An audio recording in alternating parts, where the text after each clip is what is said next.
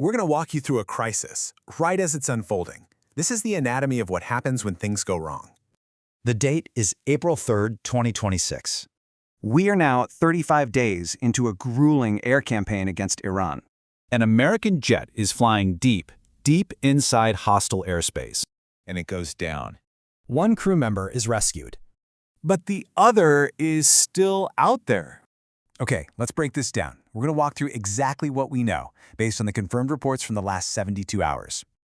So first, let's be really clear about the asset that was lost here. This wasn't just any plane. The F-15E Strike Eagle is a legendary workhorse, a real powerhouse of precision strikes, and, this is critical, it has a two-person crew. That one detail, it doubles the human stakes of an incident like this. Just look at how fast this all escalated. Iran makes the claim first, right? And then, just hours later, the US confirms it. But notice that key detail in the confirmation: crew ejected. That single fact, it triggers an immediate, incredibly high-stakes rescue mission. A day later, they've got a partial success, but that just intensifies the race against the clock for the second crew member. And that rescue mission, well, it deserves its own focus. We're not talking about a simple pickup. This was an extraordinary operation deep inside a hostile nation. I mean, just think about the risk here. U.S. Special Forces on the ground on Iranian soil. This was so critical, so absolutely vital, that Israel reportedly put its own bombing runs on hold just to keep the airspace clear for the rescue. And all of this was happening while Iran was broadcasting a bounty, essentially turning the search into a nationwide manhunt. You know, the moment the physical search began, so did the battle for the story. This incident is now being fought on two fronts, on the ground in Iran and in the global information space.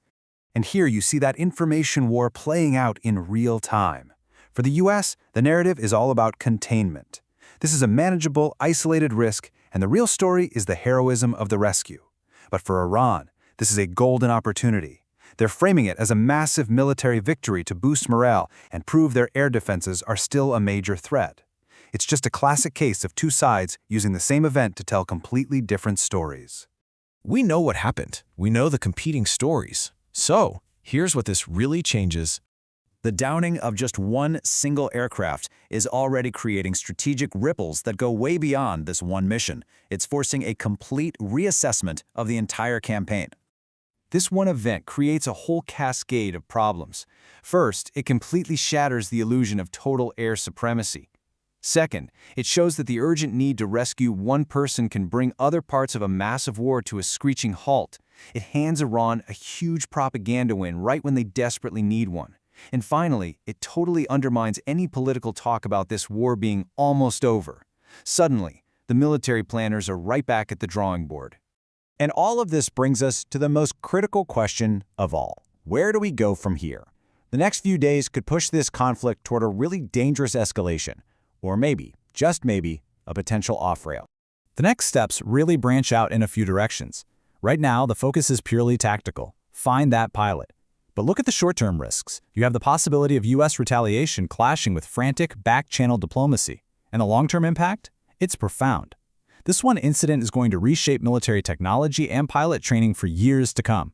It'll be remembered as either the near miss that forced everyone to de-escalate, or as the trigger for an even bloodier phase of the war. Because ultimately, this whole incident is a pretty stark reminder of a fundamental truth.